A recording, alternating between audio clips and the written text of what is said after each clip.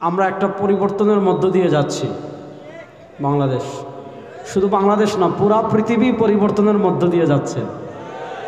কেমনে যাচ্ছে? গত 100 বছর মার খেয়েছি, এই 100 বছর মার দিব ইনশাল্লাহ। বলেন, আপনারা হয়তো জেনেছেন ইতিমধ্যে কিন্তু সিরিয়া বিজয় হয়ে গেছে ইনশাল্লাহ। বলেন, সিরিয়াতে মুজাহিদরা আমাদের বাংলাদেশে যেমন 1971-এর চেতনা আমরা অনেক বিক্রি করেছি। হ্যাঁ, 1971 থেকে 2024 মোটামুটি আমরা মুক্তিযুদ্ধের চেতনা, জাতির আব্বা, জাতির আফা, হ্যাঁ কত কিছু আমরা শুনেছি। সব আব্বা শেষ, কোনো আব্বা এই দেশে আর চলবে না ইনশাআল্লাহ। তো আমাদের দেশে একটা পরিবারের কাছে স্বাধীনতা জিম্মি ছিল 1971 থেকে নিয়ে 2024 সাল পর্যন্ত। তো সিরিয়ায় একই কাহিনী ছিল। 1971 থেকে 2000 সাল পর্যন্ত বাশার আল কালব, আসাদ মানে সিংহ, আমরা বলি আসাদ না, হলো বাশার আল কালব, কাল মানে কুকুর, কুত্তা। তার বাপ ছিল 2000 সাল পর্যন্ত, আর 2000 সাল থেকে 2024 সাল পর্যন্ত ছিল বাশার। তার পতন হয়ে গিয়েছে, গত সপ্তাহে মুজাহিদরা বিজয় লাভ করেছে। তো পুরা পৃথিবী একটা পরিবর্তনের মধ্য দিয়ে যাচ্ছে। তো এই পরিবর্তনের সময় আমাদের মুসলমানদের কিছু করণীয় আছে না নাই? যদি বলেন, দেখেন আফগানিস্তানে আমেরিকা পরাজিত হয়েছে, এরপরে আপনি দেখেন সিরিয়ায় পরাজিত হয়েছে রাশিয়া, নেটো। আর বাংলাদেশে সিরিয়ায় আপনার রাশিয়া পরাজিত হয়েছে 11 দিনে, আর বাংলাদেশে ভারত পরাজিত হয়েছে 18 দিনে। আপনি মনে করতেন যে শুধু শেখ হাসিনাকে দেশ থেকে বের করে দিয়েছেন, আওয়ামী লীগকে বের করে দিয়েছেন, ব্যাপারটা কিন্তু এমন না। আমরা আওয়ামী লীগের সাথে সাথে ভারতকেও পরাজিত করেছি। এই ভারতকে পরাজিত করার কারণেই আমরা ভাগাইলাম আমাদের দেশের আওয়ামী লীগরে। মনে হচ্ছে ভারতের মাথা খারাপ হয়ে গেছে, তারা বলে আমাদের দেশের দখল করতে আসবে। আমরা বলেছি যে আমরা কিচ্ছু লাগবে না, আমরা প্রত্যেকে এক একটা কেচি নিয়ে আপনাদের অপেক্ষা করতেছি, আসবেন, ধরে ধরে সবার মুসলমানই দেবো ইনশাআল্লাহ। প্রস্তুত আছেন তো ইনশাআল্লাহ? যাক তাহলে, আচ্ছা, তাহলে এই পরিবর্তনের মধ্য দিয়ে যে পৃথিবীটা যাচ্ছে, এই শতাব্দী ইনশাআল্লাহ আমরা বিশ্বাস করি এই শতাব্দী মুসলমানদের শতাব্দী হবে ইনশাআল্লাহ। এই শতাব্দী ইসলামের শতাব্দী হবে ইনশাআল্লাহ। এই শতাব্দী কোরআনের শতাব্দী হবে ইনশাআল্লাহ। সরওয়ারে দু আলমের আদর্শের সৈনিকরা পৃথিবীতে আবার জেগে উঠবে ইনশাআল্লাহ। তাহলে আমাদের কী করণীয় বিষয়ে আমি 2-4টা সংক্ষিপ্ত বেশ কয়েকটা পয়েন্টে কথা বলবো। আমি আজকে বিষয়ভিত্তিক কোনো তাফসিরও করবো না, কোনো আলাপও দিব না। আজকে আমরা রাজনৈতিকভাবে এবং চিন্তাগতভাবে আমরা যে দাসত্বের জায়গায় আছি, সেই দাসত্বের জায়গায় একটু টাচ করার আমি চেষ্টা করবো ইনশাআল্লাহ। দেখেন, আমাদের আর নাস্তিকদের ভিতর পার্থক্যের একটা মৌলিক জায়গা আছে। সেই পার্থক্যের মৌলিক জায়গা কি? আমরা বিশ্বাস করি দুনিয়ার জীবন শেষ না, দুনিয়ার জীবনের পরে পরকালের আরেকটা জীবন আছে না নাই? কথা বলেন, আছে না নাই? আমরা পরকালের জীবন বিশ্বাস করি। আর নাস্তিকরা বলে, অবিশ্বাসীরা বলে তাদের দুনিয়ার জীবনই শেষ, ইন্তেকাল করবে, মাটিতে মিশে যাবে, হাড্ডি গোশত মাংস মাটির সাথে মিশে যাবে, তার আর কোনো কিছু নাই, তাদের কাছে দুনিয়াই সব কিছু। এজন্য তারা বলে খাও দাও ফুর্তি করো। আর আমরা বলি দুনিয়ার জীবনই শেষ না, দুনিয়ার জীবনের পর অনন্তকাল আরেক জীবন, যে জীবনের শুরু আছে শেষ নাই, এমন আরেকটা জীবন আছে না নাই? দেখেন, আল্লাহ তাআলা পবিত্র কোরআনের সূরাতুল হজ্জে আল্লাহ তাআলা বলেছেন, ইন কুনতুম ফি রাইবিম মিনাল বাস। আল্লাহ তাআলা বলেন, হে পৃথিবীর মানুষ, যদি পুনরুত্থান নিয়ে তোমরা সন্দেহ করো যে আমি মাটির নিচে 500 বছর থাকলাম, আমি মাটির নিচে 1000 বছর থাকলাম, 2000 বছর থাকলাম, 3000 বছর থাকলাম, মাটির সাথে আমি মিশে গেলাম। নূহ আলাইহিস সালামের বন্যায় যারা মারা গিয়েছে, হযরত লূত আলাইহিস সালামের যুগে মারা গিয়েছে, সুলাইমানের যুগে যারা মারা গিয়েছে, দাউদের যুগে যারা মারা গিয়েছে, ইব্রাহিমের যুগে যারা মারা গিয়েছে, আইয়ুবের যুগে যারা মারা গিয়েছে, তাদের গোশত মাটির সাথে মিশে গিয়েছে, হাড্ডি মাটির সাথে মিশে গিয়েছে, চামড়া মাটির সাথে মিশে গিয়েছে। তাদের কোনো হাড্ডি অবশিষ্ট নাই, তাদের কোনো গোশত অবশিষ্ট নাই, তাদের কোনো চামড়াও অবশিষ্ট নাই, তাদেরকে চিনে দুনিয়াতে এমন কেউ নাই। তাদের শরীর যে মাটি খেয়েছিল ওই মাটিও হয়তো দুনিয়াতে নাই। প্রশ্ন হলো, এমন এক নিঃশেষ মানুষকে আল্লাহ কেমনে আবার তুলবেন? আল্লাহ তাআলা পবিত্র কোরআনে বলেন, কুল ইন কুনতুম ফি রাইবিম মিনাল বাস, আরে দুনিয়ার মানুষ, পুনরুত্থান নিয়ে যদি তোমরা সন্দেহ করো যে আল্লাহ আবার আমাদেরকে কবর থেকে কেমনে উঠাবেন, আল্লাহ আবার আমাদেরকে কেমনে সৃষ্টি করবেন, আল্লাহ তাআলা বলেন শুনো, ইন কুনতুম ফি রাইবিম মিনাল বাসি, পুনরুত্থান নিয়ে যদি সামান্য সন্দেহ করো, শুনো, ফা ইন্না খালাকনাকুম মিন তুরাব, তোমরা কেউ দুনিয়াতে ছিলে না, তোমাদের বাপও দুনিয়াতে ছিল না, তোমাদের দাদাও দুনিয়াতে ছিল না, তোমাদের 14 গোষ্ঠী কেউ দুনিয়াতে ছিল না। আল্লাহ বলেন ফা ইন্না খালাকনাকুম মিন তুরাব, আমি তোমাদের সবাইকে সৃষ্টি করেছি মাটি থেকে। আল্লাহ আমাদেরকে সৃষ্টি করেছেন কিসের থেকে? আল্লাহ বলেছেন ওয়ালাকাদ খালাকনাল ইনসান, সূরাতুল মুমিনুনের 11 নম্বর আয়াতে আল্লাহ বলেছেন ওয়ালাকাদ খালাকনাল ইনসান মিন সুলালাতিন মিন তিন, আমি তোমাদেরকে যাচাই বাছাইকৃত মাটি থেকে সৃষ্টি করেছি। প্রশ্ন হলো, কোরআনে আল্লাহ মানুষের সৃষ্টি তত্ত্ব নিয়ে আলোচনা করতে গিয়ে কোথাও বলেছেন আমি সৃষ্টি করেছি মাটি থেকে, কোথাও বলেছেন আমি সৃষ্টি করেছি পানি থেকে, কোথাও বলেছেন আল্লাহ সৃষ্টি করেছেন তুরাব থেকে, কোথাও বলেছেন আল্লাহ সৃষ্টি করেছেন তিন থেকে, কোথাও বলেছেন ইকরা বিসমি রাব্বিকাল্লাযী খালাক খালাকাল ইনসানা মিন আলাক, কোথাও বলেছেন আল্লাহ সৃষ্টি করেছি মাটি থেকে, কোথাও বলেছেন আল্লাহ সৃষ্টি করেছি পানি থেকে, কোথাও বলেছেন আল্লাহ সৃষ্টি করেছি রক্তপিণ্ড থেকে, কোথাও বলেছেন আল্লাহ সৃষ্টি করেছি গোশত থেকে। আসলে আল্লাহ আমাদেরকে সৃষ্টি কি দিয়ে করেছেন? আমি আপনাদেরকে খুব সহজ করে বুঝাই। এটা কি বলেন না? আরে বলেন না, এটা কি? টুপি বানিয়েছে কি দিয়ে? কাপড় দিয়ে। সহজ। কাপড় বানিয়েছে কি দিয়ে? সুতা দিয়ে। সুতা বানিয়েছে কি দিয়ে? তুলা দিয়ে। দেখেন, তুলা থেকে এসেছে সুতা, সুতা থেকে এসেছে কাপড়, কাপড় থেকে এসেছে টুপি। এবার দেখেন, আপনি বললেন যে এই টুপি এসেছে কাপড় থেকে, কাপড় এসেছে সুতা থেকে, সুতা এসেছে তুলা থেকে। এক কাজ করি, এই টুপি কেটে ছিন্ন ভিন্ন করে ফেলবো। এই টুপির ভিতরে যেহেতু তুলা আছে, সুতরাং এই টুপি থেকে তুলা বের করব। বলেন, এই টুপি ছিন্ন ভিন্ন করে ফেললে, এই টুপি কেটে ফেললে আপনি আসলে তুলা পেতে পারবেন না। যেমনভাবে তুলাটা প্রসেস হইতে হইতে হইতে হইতে হইতে হইতে টুপি হয়ে গিয়েছে, আল্লাহ তাআলা ঠিক তেমনিভাবে আমাদেরকে মাটি থেকে প্রসেস করতে করতে করতে করতে আল্লাহ তাআলা হাড্ডি এবং গোশত বানিয়ে ফেলেছেন। আল্লাহ তাআলা কেমনে আমাদেরকে প্রসেস করেছেন?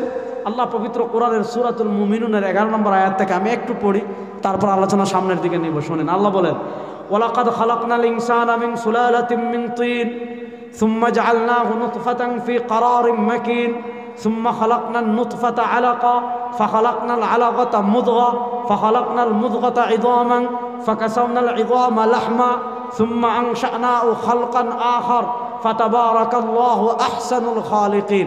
আল্লাহ বলেন, মানুষ শোনো, তুই যে দুনিয়াতে বাহাদুরি করিস, ক্ষমতার বড়াই দেখাস, ক্ষমতার পাওয়ার দেখাস, পুলিশের পাওয়ার দেখাস, আর্মির পাওয়ার দেখাস, বিডিআরের পাওয়ার দেখাস, ভারতের পাওয়ার দেখাস, আমেরিকার পাওয়ার দেখাস, আরে আমার আল্লাহর পাওয়ারের কাছে এগুলো মাকড়সা ছাড়া কিচ্ছু না। দেখেন, আপনি যত বড় ক্ষমতাবান হন, আর যত বড় রাষ্ট্রের মালিক হন, আর যত বড় জাতির আব্বা অথবা মা যাই হন অথবা দুলাভাই যাই হন, সামান্য ক্ষমতা পেয়ে আল্লাহর ক্ষমতাকে চ্যালেঞ্জ করবেন না। সামান্য ক্ষমতা পেয়ে কোরআনের বিরুদ্ধে আইন জারি করবেন না। সামান্য ক্ষমতা পেয়ে ইসলামকে মুছে দেওয়ার ষড়যন্ত্র করবেন না।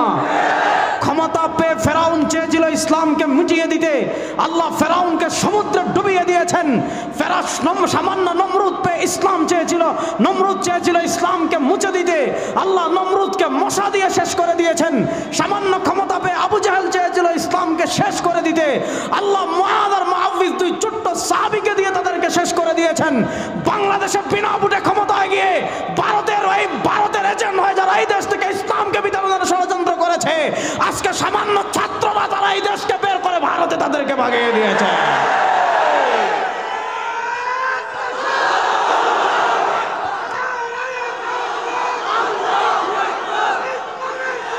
সুতরাং আমাদের কথা পরিষ্কার, আমাদের মেসেজ পরিষ্কার। বাংলাদেশের ক্ষমতায় এসে কেউ ইসলামকে মাইনাস করতে চাইবেন, সোজা দিল্লি মামুর বাড়ি যাবেন, সোজা দিল্লি মামুর বাড়ি যাবেন। এখন ইনশাআল্লাহ আমাদের সবচেয়ে বড় শত্রুর নাম ভারত। বলেন, আমাদের সবচেয়ে বড় শত্রুর নাম। আজকে গুজরাটের কসাই নরেন্দ্র মোদী পোস্ট দিয়েছে, কি পোস্ট জানেন? সে পোস্ট দিয়েছে 16ই ডিসেম্বর নাকি ভারতের বিজয় দিবস। না, 16 ডিসেম্বর ভারতের বিজয় দিবস না বাংলাদেশের বিজয় দিবস? ভারত আমাদের মুক্তিযুদ্ধে আমাদেরকে সহযোগিতা করেছে, ঠিক আছে, কিন্তু যে সহযোগিতা করেছে মুক্তিযুদ্ধের 2-3 বছরের ভিতরে এর থেকে বেশি নিয়ে গেছে। সুতরাং যেহেতু যা সহযোগিতা করেছে তার থেকে বেশি আমাদেরকে নিয়ে গিয়েছে, সুতরাং তাদেরকে আমাদের আর নমনম করার কোনো সুযোগ নাই। এখন আমাদের দিকে হাত তুলবে, একদম কবজি পর্যন্ত কেটে ফেলবো ইনশাআল্লাহ। এখন আমাদের দেশের দিকে পা বাড়ালে সেই পা ভেঙ্গে গুলিস্তানে লটকে দিব ইনশাআল্লাহ। এখন বাংলাদেশের মানচিত্রের দিকে হাত বাড়ালে দিল্লির লাল কেল্লা পর্যন্ত আবার কালেমার পতাকা উড়বে ইনশাআল্লাহ।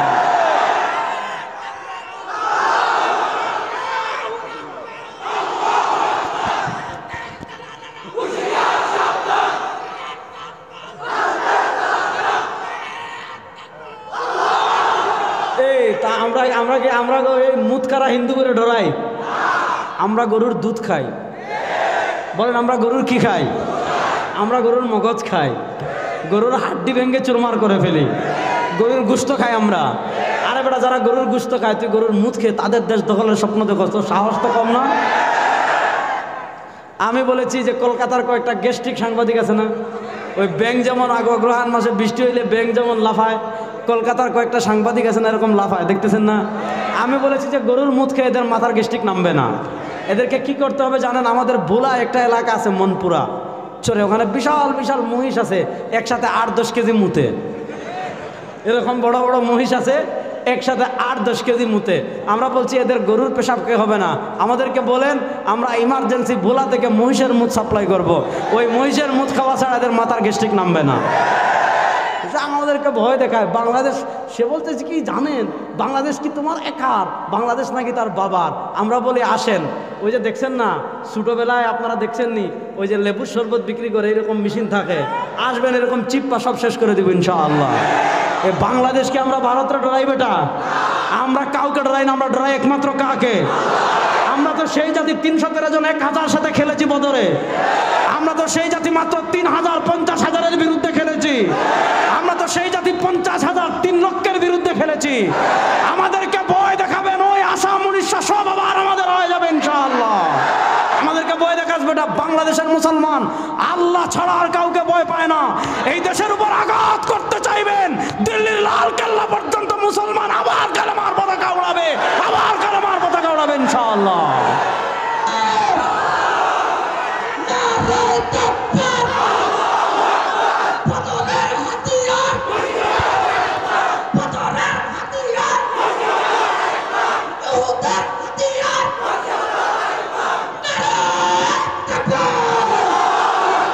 বাইতুল মাকদিসের অবস্থা শুনলেন। এবার আমাদের এখানে একটা খেলার কথা বলি। হিন্দুরা বাড়াবাড়ি করতেছে না? আমাদের বাবরি মসজিদ শহীদ করে নাই? দেখেন আজকে তারা কি বলবা, চাই এই কথা পরে বলবো, আগে এটা শুনেন। দেখেন আমাদের বাংলাদেশে কোনো মন্দির ভেঙে মসজিদ বানানো হয়েছে এমন কোনো নজির আছে? এই যুবকরা বলো। 5 আগস্টের সময় ভারতের দালাল হাসিনা পালাই গেল। হাসিনা পালানোর পর আমরা ভয় করেছিলাম যে আওয়ামী লীগ হিন্দু লীগ হয়ে ফিরে আসতে পারে। আমরা ভয় করছিলাম না? আমরা মনে করেছিলাম আওয়ামী লীগ হিন্দু লীগ হয়ে মন্দিরে আক্রমণ করতে পারে, এজন্য এদেশের মুসলমান মন্দির পাহারা দিয়েছে। এমন নজির পৃথিবীতে নাই। আজকে ভারতের দাদা বাবুরা, বাংলাদেশে কোনো হিন্দু নির্যাতন নাই, কোনো মন্দির ভাঙচুর নাই, হিন্দুরা দিব্যি ভালো আছে। 5 আগস্টের পট পরিবর্তনের পর কোনো মন্দিরে আক্রমণ করা হয় নাই, কোনো হিন্দুর ব্যবসা প্রতিষ্ঠানে আক্রমণ করা হয় নাই। 1-2 জায়গায় হিন্দুরা মার খেয়ে, সেটা হিন্দু হওয়ার কারণে না, বরং আওয়ামী লীগের দালাল হওয়ার কারণে। আপনি হিন্দু আওয়ামী লীগের দালাল করছেন, আপনি মার খাবেন না তো কী করবো? আপনাদের কথাটা ভালো করে বুঝেন। আজকে দেখেন তারা আমাদেরকে সংখ্যালঘু ইস্যু তুলে আজকে ভারত কি করছে, অথচ এই ফ্যাসিস্ট আওয়ামী লীগের আমলে আমাদের বিশ্বজিৎকে কি করা হয়েছিল? ওই ছাত্রলীগের সন্ত্রাসীরা রাজপথে কুপিয়ে হত্যা করেছিল। তখন ভারতের হিন্দুদের মায়া কোথায় ছিল? বিএনপির নেতা গয়েশ্বর বাবু চন্দ্র রায়কে পুলিশ পিটায় নাই রাস্তায়? কথা কন না কেন? আর যে সমস্ত হিন্দুরা বিএনপি করে তারা জেলে যায় নাই? তো তখন তোমাদের আসলে হিন্দুদের প্রতি মায়া কি ছিল? আসলে তাদের হিন্দুদের প্রতি মায়া না, বরং তাদের দাসী যে পালিয়ে গিয়েছে সেই তারা চেয়েছিল এই বাংলাদেশকে অঙ্গরাজ্য বানাবে। বাংলাদেশের যুবকরা রক্ত দিয়ে দেশকে আবার স্বাধীন করে ফেলেছে, এজন্য তারা এটা সহ্য করতে পারছে না। দেখেন সাধারণ হিন্দুরা আমাদের দেশে থাকুক, কোনো মানা নাই, তাদের নিরাপত্তা আমরা দেব ইনশাআল্লাহ। তাদের নিরাপত্তা দেশের রাষ্ট্র দিবে ইনশাআল্লাহ। সাধারণ হিন্দুরা থাকুক, আমাদের কোনো আপত্তি নাই, কিন্তু ওই উগ্র ভারতের দালাল ইসকনকে আর এই দেশে থাকতে দেওয়া হবে না। এই দাবির সাথে যুবকরা একমত আছে তো ইনশাআল্লাহ? যে ইসকন ফরিদপুরের মধুখালীতে আমার 2 ভাইকে পিটিয়ে শহীদ করেছে, যে ইসকন আমার ভাই আলিফকে চট্টগ্রামের আদালতে প্রকাশ্যে জবাই করেছে, আমরা অন্তর্বর্তীকালীন সরকারকে পরিষ্কার মেসেজ দিতে চাই, ইসকন আমাদের হাতের ময়লা। বিশ্বাস করেন, ইসকন আমাদের হাতের। শুধু বাংলাদেশের মুসলমান একত্রিত হয়ে যদি পেশাব করে, ইসকন সোজা দিল্লি মামুর বাড়ি গিয়ে পড়বে। আমরা সাম্প্রদায়িক সম্প্রীতি রক্ষা করে বলেই বাংলাদেশে প্রকাশ্যে আলিফকে জবাই করে হত্যা করার পরও এদেশের মন্দিরে আক্রমণ করা হয় নাই, এদেশের ইসকনকে পিটিয়ে বিদায় করা হয় নাই। আমরা অন্তর্বর্তীকালীন সরকারের কাছে সুস্পষ্ট ভাষায় বলতে চাই, যদি আপনারা ইসকনকে নিষিদ্ধ না করেন, এই দেশ থেকে আমরা ইসকনের নাম নিশানা মুছে ফেলতে বাধ্য হব ইনশাআল্লাহ। ইসকনকে আমরা এই দেশে আর সহ্য করব। দেখেন, আমাদের দেশে কোনো সাম্প্রদায়িক দাঙ্গা নাই, কিছুই নাই। আর আপনার আমাদের ওপারের দেশে দেখেন, আমাদের মসজিদ, বাবরি মসজিদ ভেঙ্গে সেখানে রাম মন্দির নির্মাণ করা হয়েছে। গুজরাটের কসাই নরেন্দ্র মোদী সাম্প্রদায়িক দাঙ্গা সৃষ্টি করে গুজরাটে হাজার হাজার মুসলমানকে তারা হত্যা করেছে, আসামে তারা হাজার হাজার মুসলমান হত্যা করেছে, দিল্লিতে তারা হাজার হাজার মুসলমান হত্যা করেছে, তারপরে কাশ্মীরে তারা হাজার হাজার মুসলমান হত্যা করেছে, হায়দ্রাবাদে তারা হাজার হাজার মুসলমান হত্যা করেছে। যারা তাদের দেশের সংখ্যালঘু মুসলমানদের নিরাপত্তা দিতে পারে না, মসজিদের নিরাপত্তা দিতে পারে না, বাংলাদেশের হাই কমিশনের নিরাপত্তা দিতে পারে না, আমাদের দেশ নিয়ে তোমাদের মায়া কান্না করতে হবে না। বেশি বাড়াবাড়ি করতেছেন। পাকিস্তান যেমন লাত্তি দে, নেপাল যেমন লাত্তি দে, চীন যেমন লাত্তি দে, এখন থেকে বাংলাদেশ সীমান্তে লাত্তি খাওয়ার জন্য প্রস্তুত থাকেন। ওই গুন্ডামি আর চলবে না। আওয়ামী লীগ নাই। আপনি আওয়ামী লীগকে বিনা ভোটে, রাতের ভোটে ক্ষমতায় বসিয়ে বাংলাদেশে গুন্ডামি করেছেন। সেই গুন্ডামি, ভারতের গুন্ডামি আর এই দেশে চলবে না ইনশাআল্লাহ। দিল্লির গুন্ডামি আর এই দেশে আমরা চলতে দিব না ইনশাআল্লাহ। আরে 2024-এর জুলাই আগস্টে যদি আওয়ামী লীগকে হারানোর জন্য 1,500 শহীদ হতে পারে, ভারতের আধিপত্যবাদকে হটানোর জন্য, ভারতকে পরাজিত করার জন্য লক্ষ লক্ষ মুসলমান শহীদ হওয়ার জন্য প্রস্তুত আছে ইনশাআল্লাহ।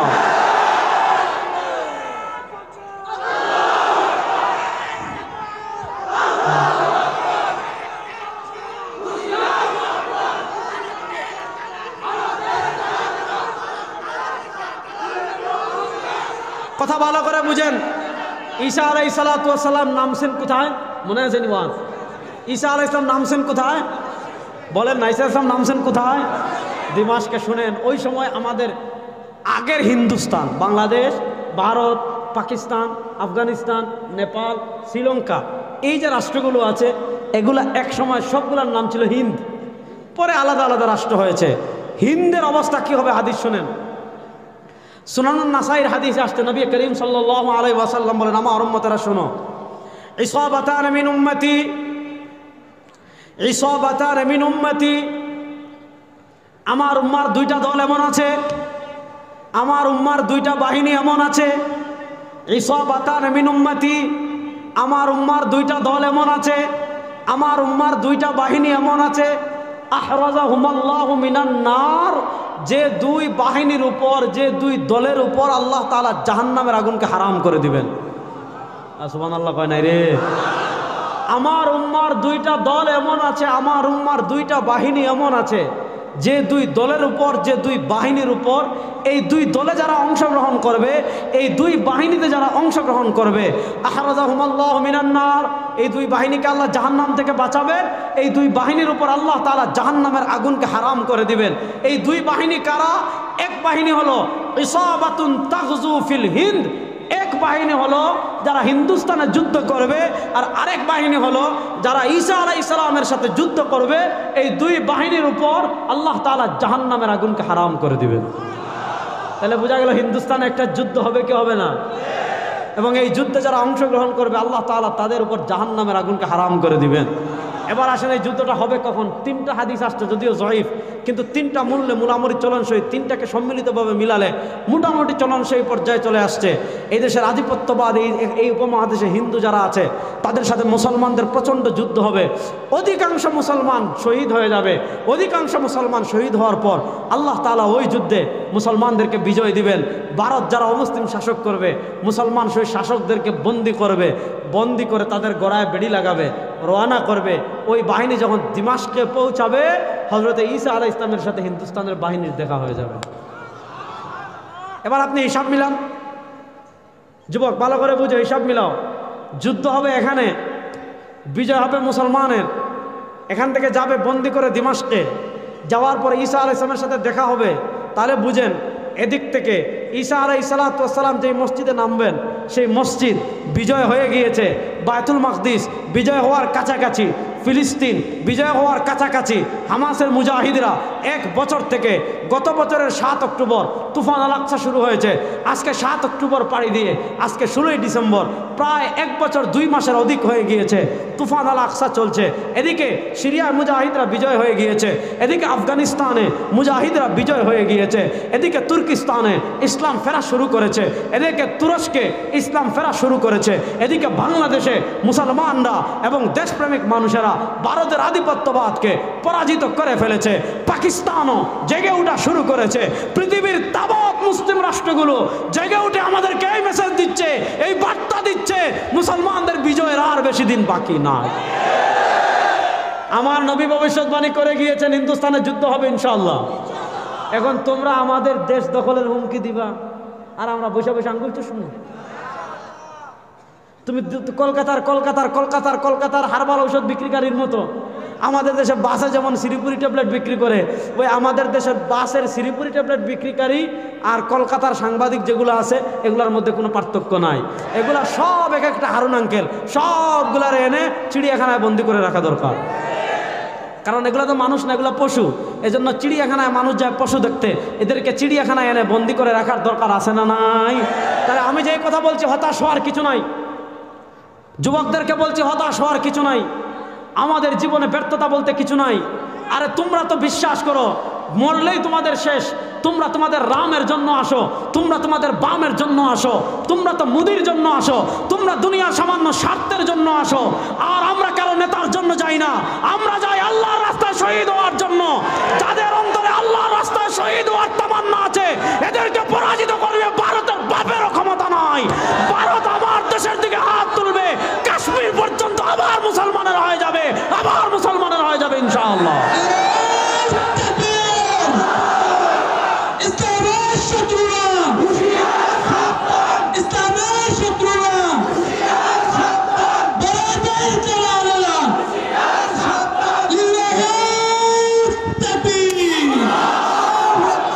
মানচিত্র রক্ষা করার জন্য যুবকরা প্রস্তুত আছে তো ইনশাআল্লাহ? দেশ রক্ষার জন্য যুবকরা প্রস্তুত আছে তো ইনশাআল্লাহ?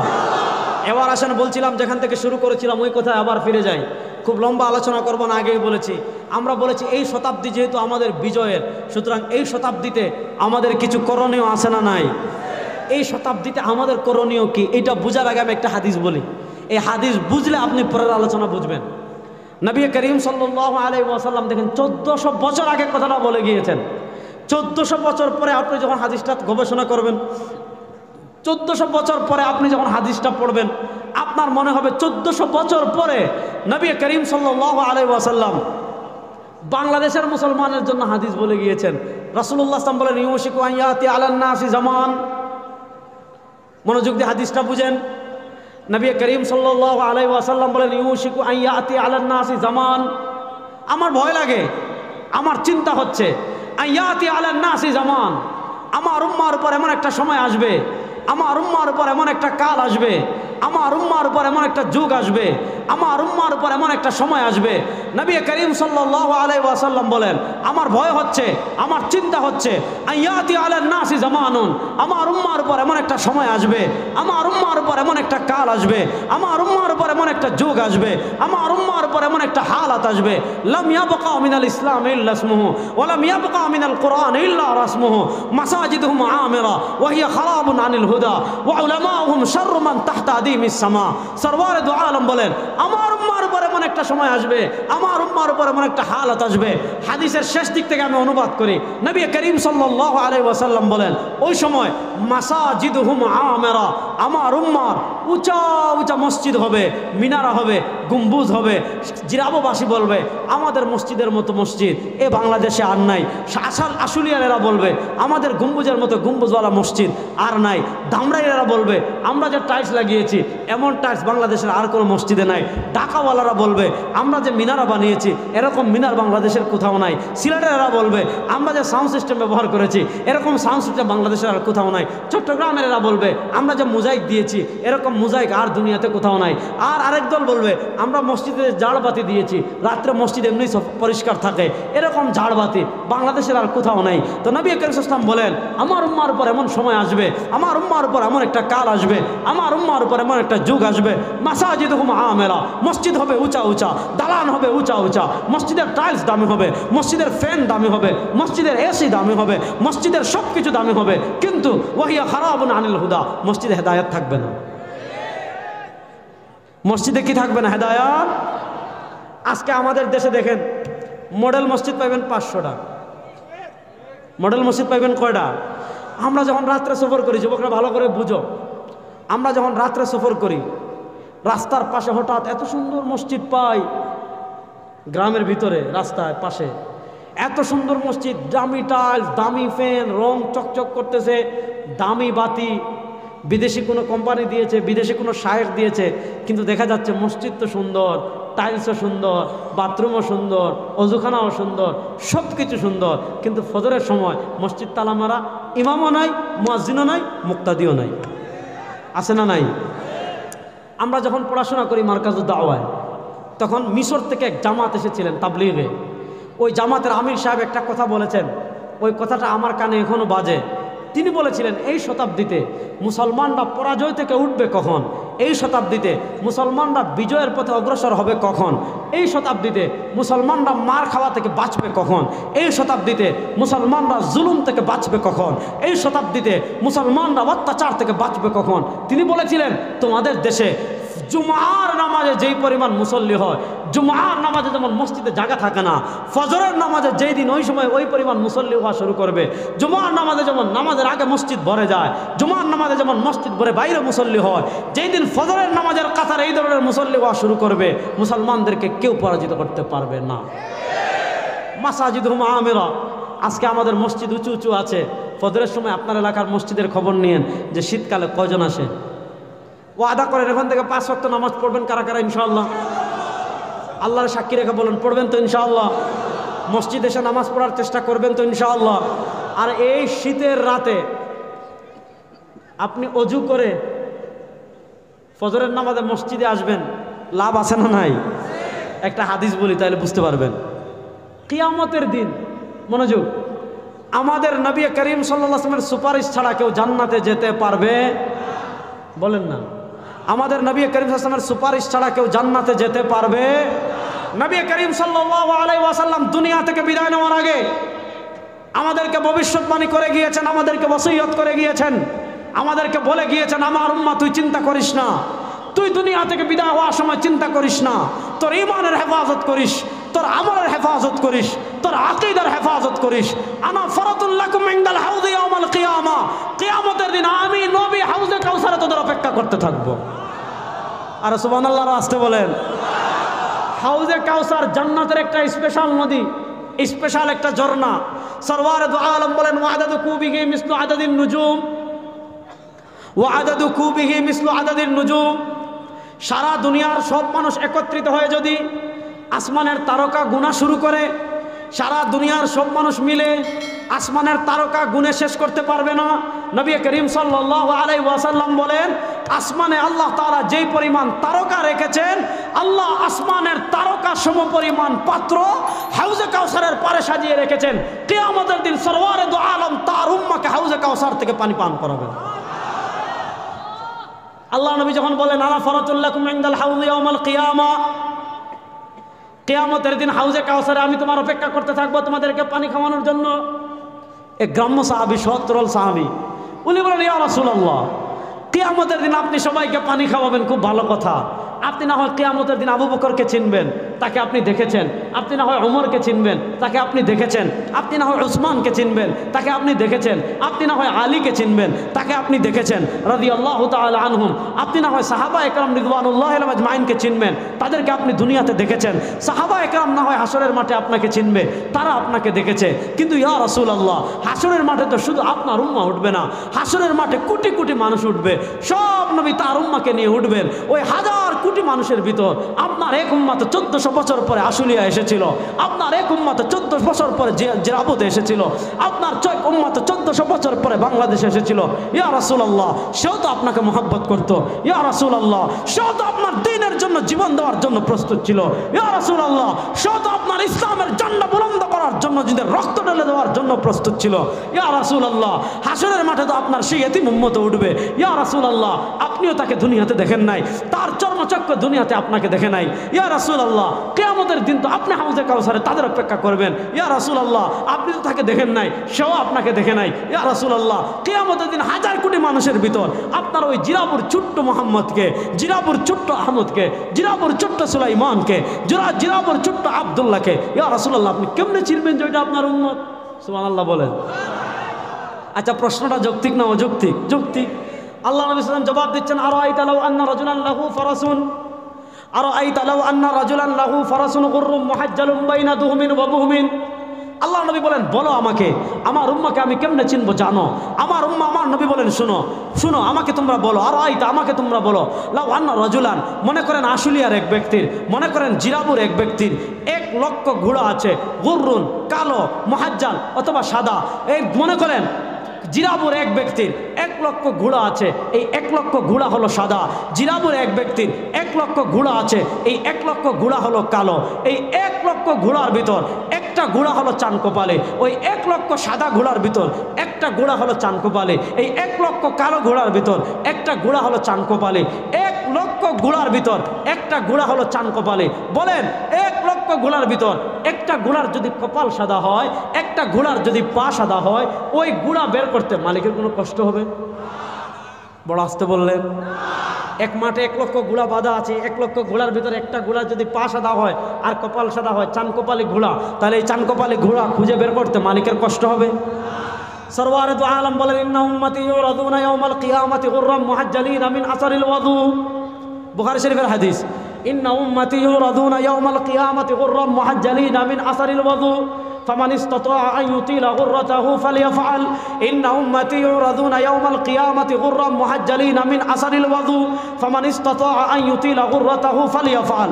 সরওয়ারে দু আলম সাল্লাল্লাহু আলাইহি ওয়াসাল্লাম বলেন, ওই যে আমার জিরাবুর 1400 বছর পরে যে উম্মাহ, সেও তো ফজরের নামাজ পড়ার জন্য উঠেছে, শীতের রাতে প্রচণ্ড কষ্ট করে ফজরের নামাজ পড়ার জন্য উঠেছে, উঠে ঠান্ডা পানি দিয়ে হাত ধৌত করেছে, পা ধৌত করেছে, চেহারা ধৌত করেছে, হাত ধৌত করেছে ঠান্ডা পানি দিয়ে, পা ধৌত করেছে ঠান্ডা পানি দিয়ে, চেহারা ধৌত করেছে ঠান্ডা পানি দিয়ে। সরওয়ারে দু আলম সাল্লাল্লাহু আলাইহি ওয়াসাল্লাম বলেন, এই যে সে ওযু করতে হাত ধৌত করেছে, পা ধৌত করেছে, চেহারা ধৌত করেছে, কিয়ামতের দিন আমার ওই উম্মতের হাত, পা, চেহারা সূর্যের মতো, তারকার মতো নূরে জ্বলজ্বল করতে থাকবে। ইন্না উম্মতি ইউরাদুনা ইয়াউমাল কিয়ামাতি গুররাম মুহাজ্জালিনা মিন আসারিল ওয়াদু। আমার উম্মার হাত, আমার উম্মার পা, আমার উম্মার চেহারা কিয়ামতের দিন নূরে জ্বলজ্বল করতে থাকবে। সরওয়ারে দু আলম দেখবেন, ওই হাসরের মাঠের দূরে এক ব্যক্তি দেখা যায়, চেহারা থেকে সূর্যের মতো আলো বের হয়, হাত থেকে সূর্যের মতো আলো বের হয়, পা থেকে সূর্যের মতো আলো বের হয়। সরওয়ারে দু আলম চিনে ফেলবেন, এটা তো মূসার উম্মাহ হতে পারে না, এটা তো ঈসার উম্মাহ হতে পারে না, এটা তো সুলাইমানের উম্মাহ হতে পারে না, এটা তো দাউদের উম্মাহ হতে পারে না। সরওয়ারে দু আলম চিনে ফেলবেন, এটা তো তার উম্মত। ফেরেশতার মাধ্যমে তাকে না সরওয়ারে দু আলম নিজের হাতে হাউজে কাউসারের পানি পান করাই দিবেন। এবার বলেন, আল্লাহর নবীর হাতে হাউজে কাউসারের পানি পান করতে চান কি চান না? শুধু নবী হাউজে কাউসারের পানি পান করাবেন, ব্যাপারটা এমন না। আয় হায়, আজকে আপনি কারে নেতা মানেন? যুবক, আপনি যারা নেতা মানেন, আপনারে বিপদে ফেলাইয়া হেলিকপ্টারে ভাগে, ঠিক কিনা? আর আমার নবী কত বড় নেতা, সুবহানাল্লাহ বলেন। আল্লাহ, আমার নবী কত ভালোবাসতেন আমাদের, সুবহানাল্লাহ বলেন না একটু জোরে। আল্লাহ নবী আমাদেরকে কত মহব্বত করতেন, শুধু এতটুকু বুঝেন। তিনি ইন্তেকাল করার আগে আমাদেরকে বলে যাচ্ছেন, একদম আল্লাহর নামে কসম করে বলে যাচ্ছেন, আমার উম্মত শোন, তুই দুনিয়াতে তোর ইমানের হেফাজত করিস। নবী বলে যাচ্ছেন ইমানের হেফাজত করলে কি হবে? আল্লাহ নবী বলেন, আমার যে উম্মাহ পাহাড় পরিমাণ ইমান নিয়ে কবরে আসতে পারে নাই, আমার যে উম্মাহ সমুদ্র পরিমাণ ইমান নিয়ে কবরে আসতে পারে নাই, আমার যে উম্মাহ বালু পরিমাণ কঙ্কর পরিমাণ ইমান নিয়ে কবরে আসতে পারে নাই, সরওয়ারে দু আলম সাল্লাল্লাহু আলাইহি ওয়াসাল্লাম বলেন, মান কানা ফি কলবিহি মিসকালু হাববাতিন মিন খারদালিন মিন ঈমান, মান কানা ফি কলবিহি মিসকালু হাববাতিন মিন খারদালিন মিন ঈমান, আমার যে ইয়তীম উম্মত সরষের দানা পরিমাণ বিন্দু পরিমাণ ঈমান নিয়ে কবরে আসবে, আমি নবী সুপারিশ করে তাকে জান্নাতে নিয়ে আসব।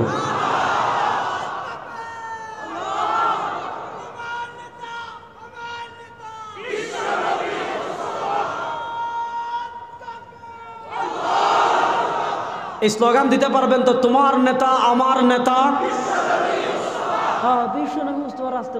জয় বাংলাতে কইছেন মিয়া, ধামরাই থেকে শোনা গেছে। এক কাপ লাল চা খেয়ে আর 100 টাকা পেয়ে। তোমার নেতা আমার নেতা, তোমার নেতা আমার নেতা। আরে দুই হাত তুলে বলেন না, তোমার নেতা আমার নেতা। আমরা সবাই রাসূল সেনা, তোমার নেতা আমার নেতা। নারায়ে তাকবীর, নারায়ে তাকবীর, তোমার নেতা আমার নেতা। আল্লাহ সবাইকে কবুল করুক। আমার নবী বলেছেন, চিন্তা করিস না, যে যারা পরিমাণ ঈমান নিয়ে কবরে আসবে আমি তোকে সুপারিশ করে জান্নাতে নিয়ে আসবো।